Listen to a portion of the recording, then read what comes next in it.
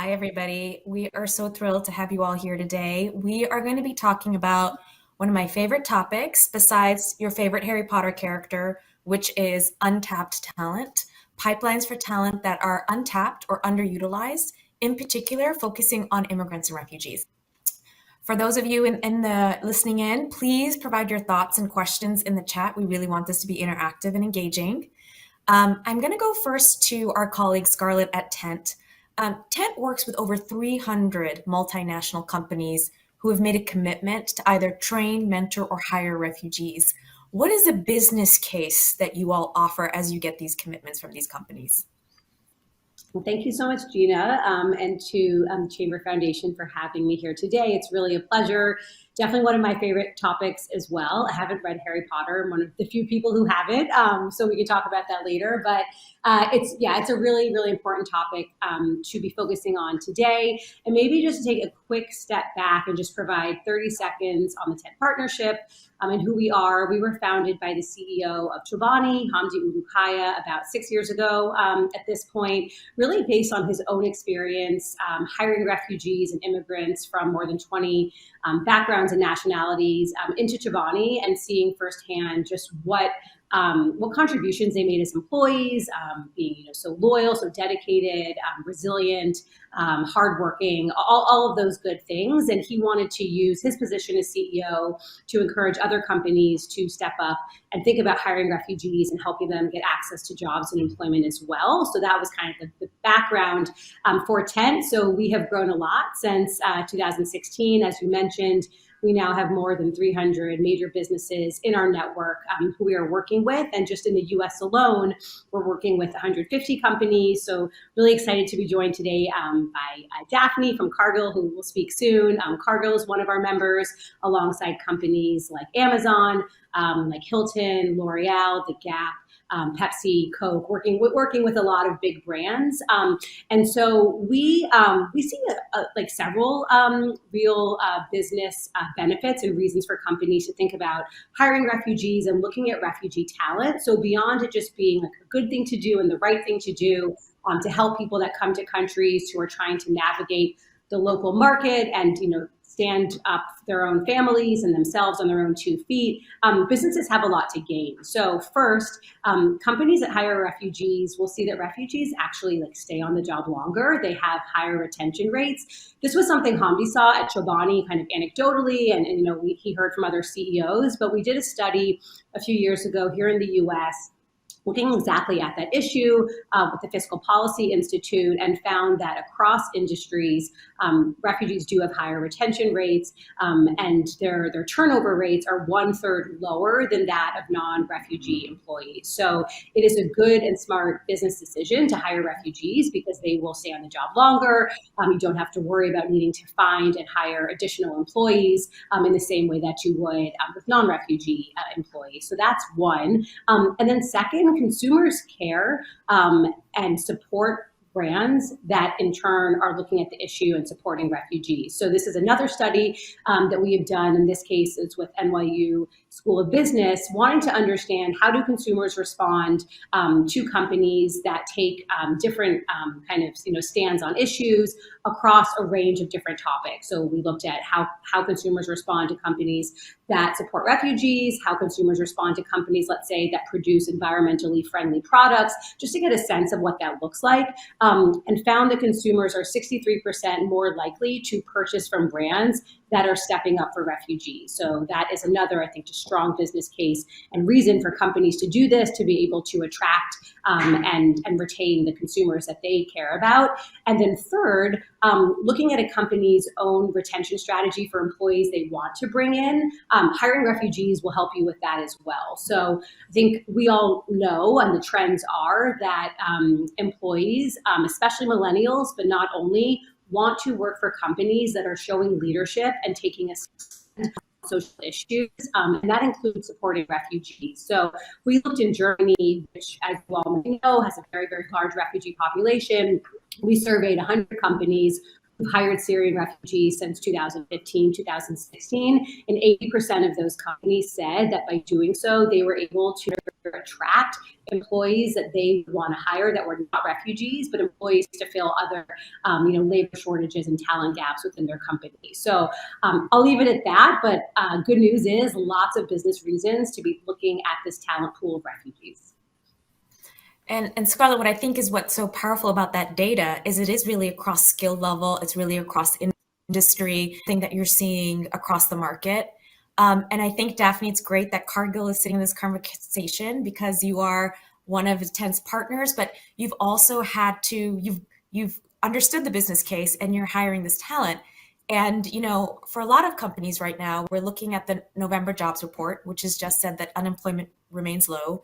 And despite layoffs that we're seeing in the tech industry, there are real talent pain points across markets. We're also seeing that at the same time, not only are, there's a business case to hire refugees, but immigrant workers in particular, immigrants and the children of immigrants have been the main drivers of the US workforce growth in recent years. They've contributed 83% of labor force growth between 2010 and 2018. So as companies start thinking about how do we access this underrepresented talent pool, what lessons can you share from Cargill? Sure. Thanks for having me today. Glad to talk about this topic because it is something that's been a part of Cargill's culture and history in the U.S. One of the biggest lessons that we learned was that we have to not only think about the employment needs of the refugee population that we might be trying to reach.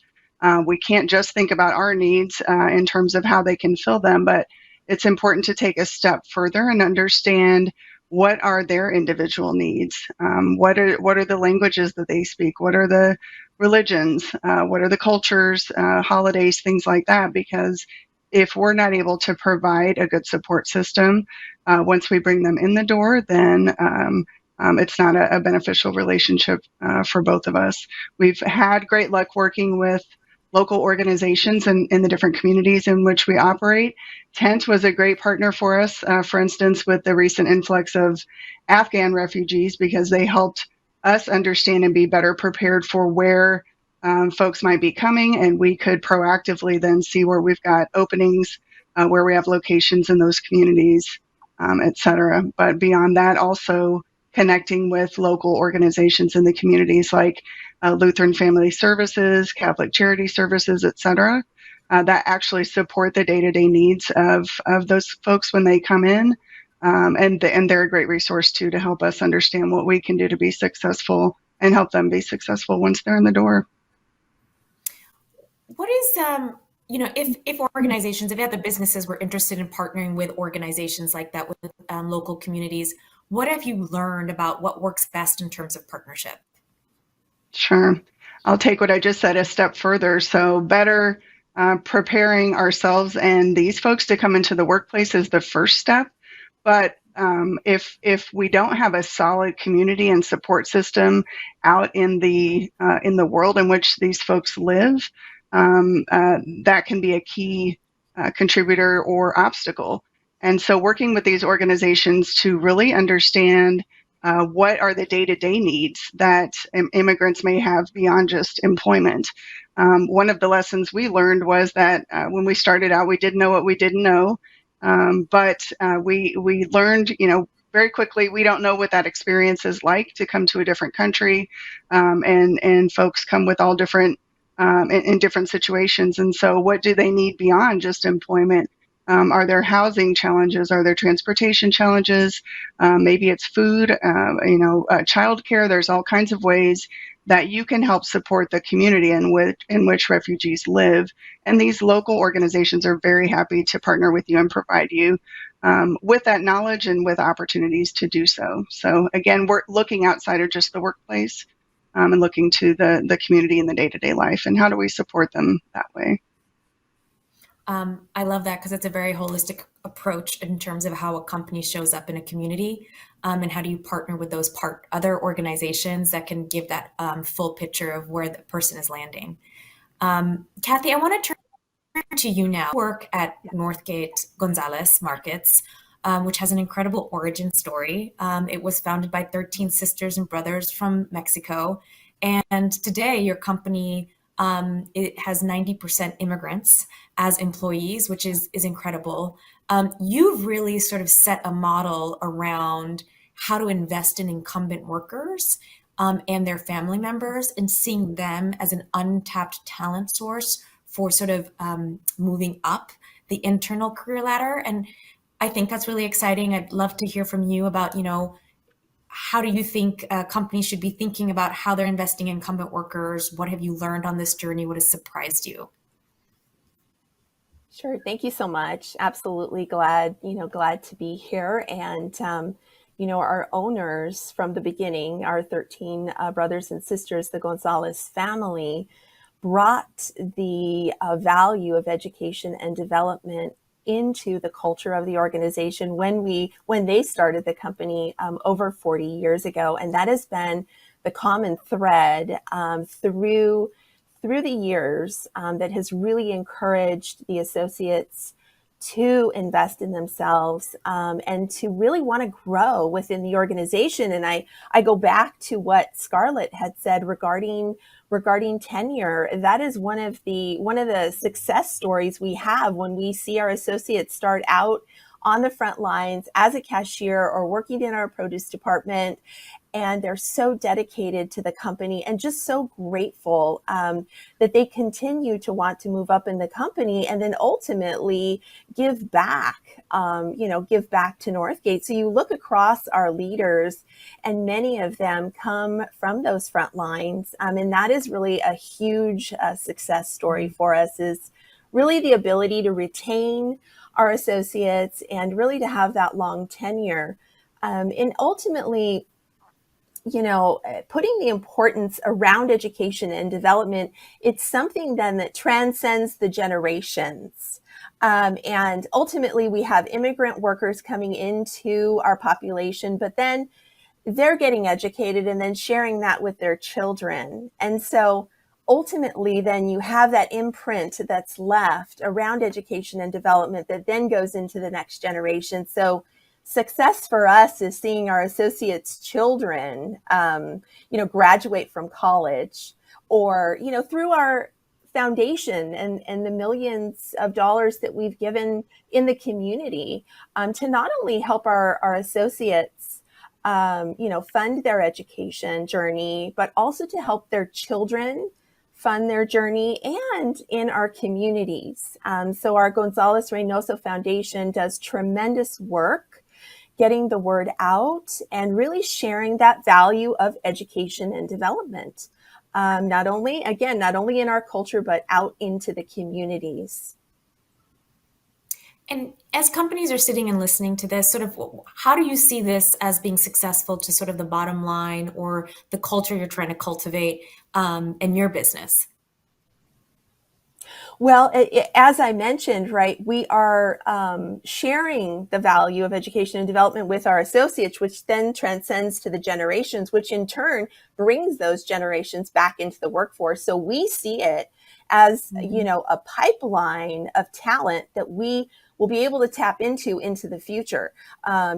Because that imprint is left, we've got a pipeline of people that want to come and work for Northgate. So really, to me, that's the most important part, especially with what we're looking at right in the United States around the workforce. Companies need to be thinking about their future generations and the future pipeline of talent that they'll need to bring in.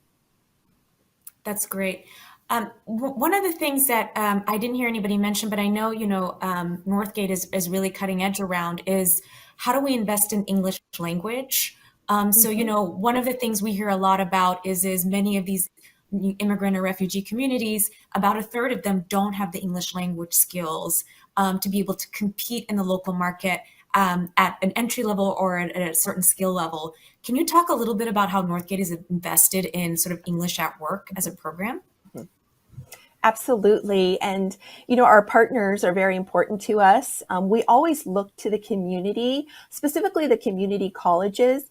And most recently, we have partnered with the National Immigration Forum, utilizing their English at Work program. And we've just graduated 2 cohorts of this program. And what's so important for us is that we have a contextualized program.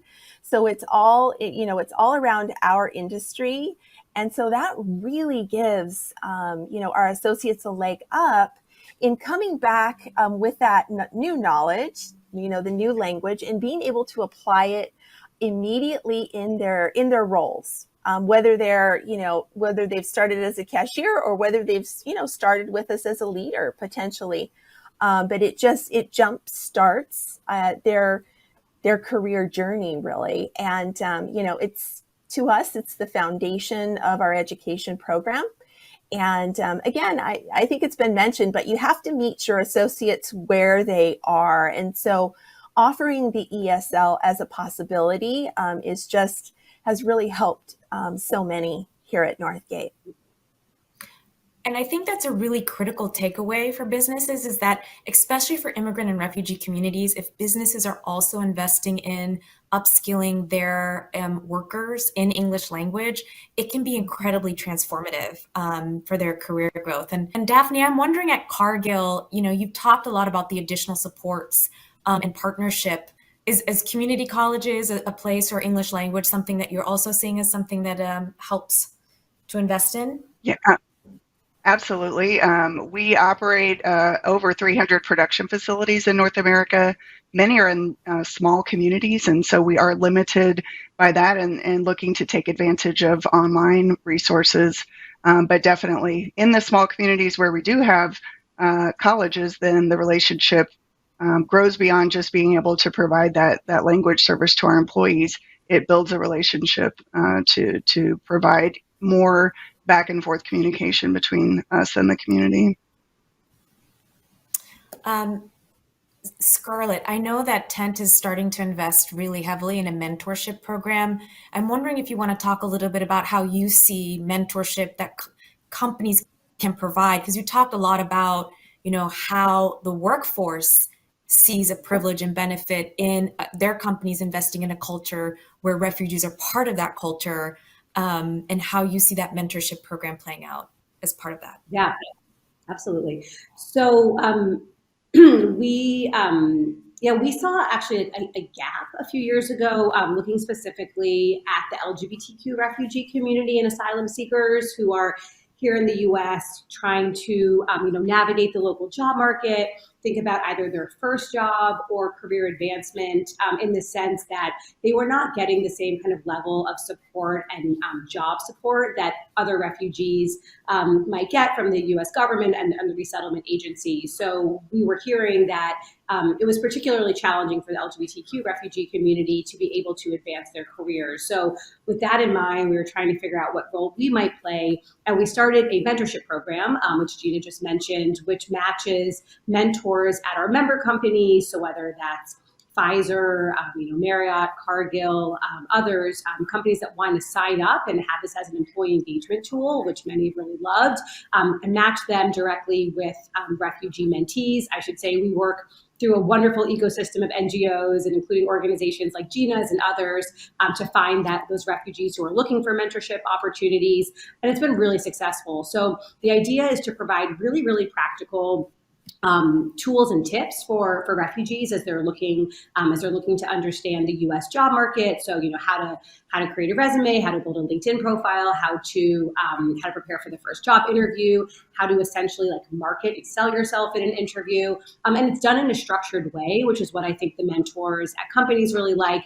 We essentially have a guidebook that we hand over to mentors. We have a webinar to help kick things off at the company. So we try to take as much of the administrative kind of operational part of the program off companies as possible, but it's been having a really great impact. And then looking to 2023, we are expanding that to also focus on 3 other groups here in the U.S. So one is Afghan refugees, the second is women refugees, and the third is Hispanic refugees. And for us, what has been key is pairing that with employee resource groups or ERGs at companies. So we'll be working with veterans ERGs, women's ERGs, and Hispanic or Latinx ERGs at companies. So would love to chat about this if anyone who's interested, we can find my contact information after this session, but those will be kicking off next year, and there's no cost to participate in them, so happy to share more if it'd be helpful. No, that's great. And I think what's really powerful from this group that I'm hearing is that, as we think about helping immigrants and refugees enter into the workforce and thinking of them as untapped talent and partnering with nonprofits to be able to access that untapped talent, also thinking about how do we support their career advancement, whether it's through English language work or whether at work, or whether it's through mentorship, because ultimately we really want to help these individuals grow in their careers. And then, as you say, Cathy, then that helps reinvest in how we build up that next generation in the workforce. I guess the next thing I want to really talk about is, Scarlet, you just mentioned the Afghans. We're also seeing a lot of Ukrainians, and these are two communities that are entering at multiples. Upwardly Global estimates about 1/3 of the working age population of Afghans who are evacuated are mid to high skill. We are seeing a lot of Ukrainians come in who are also at the mid to high skill level in industries like business logistics and operations. And you've had some really exciting partnerships with companies at that, looking to hire at that level as well. Can you talk a little bit about lessons that you all have learned about integrating that untapped talent into the workforce, especially looking at sort of this recent Afghan inflow? Yeah, absolutely. So, I think it's a really exciting moment in the U.S. over these last 18 months, not for good reasons, of course, that people are needing to flee their homes due to war and persecution and conflict, but it's been a good moment, I would say, for U.S. leadership in terms of seeing a resurgence of refugee numbers again. There had been, quite a lull for many years. So, Jina, you mentioned in terms of the Afghan community, nearly 100,000 Afghans have come to the U.S. In terms of Ukrainians fleeing the war in their country, more than 100,000 Ukrainians have arrived over the past several months. So I think that while, of course, the sources for all of this is very unfortunate, it does mean that there is a considerate and growing kind of population of refugees who are seeking guidance, seeking support, seeking job opportunities, and that should translate to a potential, as you say, kind of source for talent for these companies. So just wanted to mention that. And yes, we have really benefited from Upwardly Global's kind of data analysis in terms of what are the skill sets and backgrounds that these refugees that are coming over tend to have. And of course, like with any population, there is a diversity of backgrounds and experiences, but we're looking at a couple of different entryways or pathways to work with companies on kind of these particular groups. So when we think about Afghans, you mentioned that about 1/3 are kind of more highly skilled, speak the English language,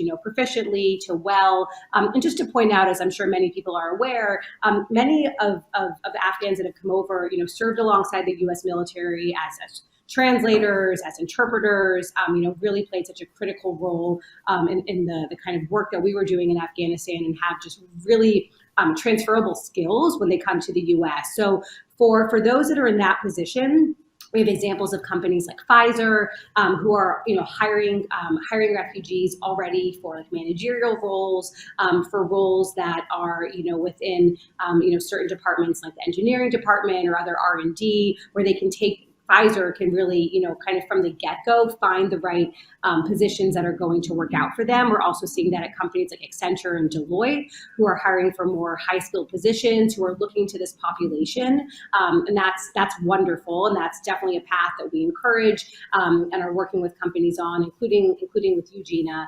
And then if we don't want to leave aside, of course, those that are coming in with lower skill sets, or maybe not speaking English at all, or maybe just beginning to learn how to speak English. And I think there, we really do encourage companies, as already been said, to kind of meet refugees where they are in terms of the skill sets that they have. One big learning that we have, and language has already come up, but one big learning that we have is that companies often think that they need to hire people, not only refugees, but refugees here I will focus on, that they need to hire people who are fluent or proficient or more proficient in a language than they really need. So we have kind of a whole guidebook and training resource for this, and happy to follow up with those who are interested. But we're really encouraging companies to look at the exact jobs that they're looking to fill, and take a closer look at what level of English is actually necessary for that position. And in addition to that, we think about things like, instead of in the resume process and interview process, can a company do that interview in the candidate's preferred local language? And instead of using the interview as the only way to determine whether or not that person who might not yet speak the language well is actually the right fit for the job, could you also do some sort of trial, whether that's for a day or a few weeks, to see if they actually have the skills that a company needs? So there's a lot of really interesting things like that that we're seeing companies do. And we have a whole guidebook dedicated to this. And these are the types of trainings that we can do for HR teams, because we really do want to question what exactly is like assumed to be needed, and what is the baseline for which companies could go about hiring refugees with all different kind of skill sets, and to get as many into positions as quickly as possible. Wow, that sounds so cutting edge. And it's interesting because I haven't really heard of HRs thinking about what is the language level we need for some of these roles. So that's pretty exciting. With sort of 5 minutes that we have on this, Daphne, I want to go to you first, but I also would love to hear from Cathy. You've got two stakeholders in this call right now, which is, nonprofits or community organizations, and business and employers. So, if you're thinking, what kind of advice would you give employers if they're interested in following on your footsteps? And what advice would you give to nonprofits and how best to engage with business? Sure. The best advice I can give is take a partner, especially if you're starting out new. Look for organizations like Tent, colleagues that have maybe had this experience and figured out how to make it successful. Again, these community organizations, we can't stress enough. I think we've all talked about them, but they can provide so many solutions for needs. Just building on what you said, translation.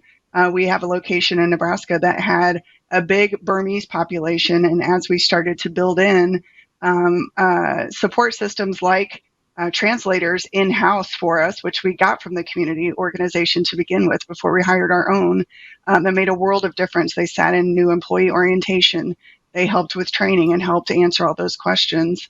And knowing those resources, again, to help you get started is a huge piece to win. Thank you. Cathy?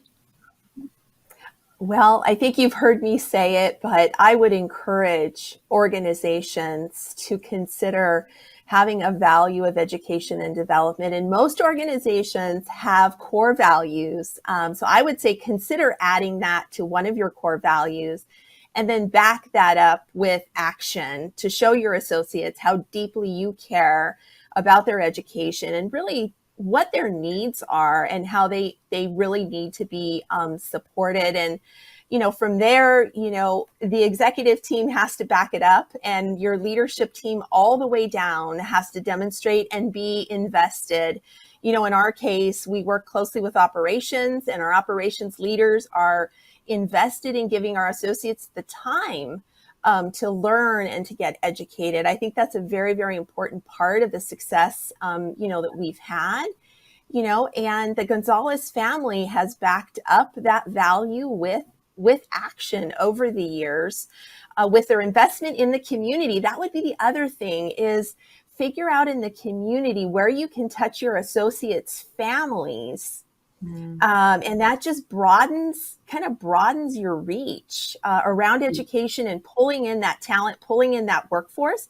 But find out what's important to your associates in the communities, and be there and show up and take action in the community. No, that's great. And I just want to put out a couple of things that I've been hearing. Values and culture of our organizations are so critically important. And recognizing either that our workforce is largely immigrant or refugees, or that they benefit our workforce, is really important to think about. pulling up the partnership in the communities and being in communities is super critical to being successful in this work. And that it does take some sweat equity from businesses, but there's a good business case and there's a lot of examples out there of what success looks like. So I want to thank all the panelists. I want to thank the Chamber for hosting this. I want to thank you all for joining. I want to take pride in the fact that my husband is German and I'm ending absolutely on time. So thank you for this conversation. Thanks, everyone. Thank you. Thanks.